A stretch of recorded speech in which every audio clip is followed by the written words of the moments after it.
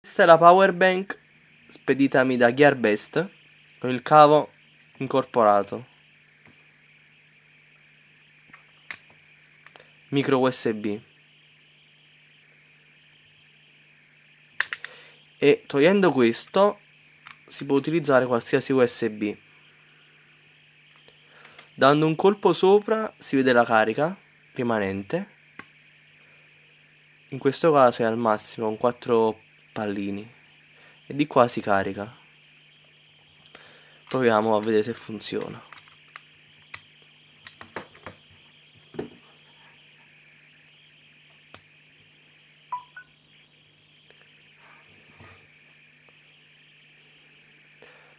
Carica. Ok.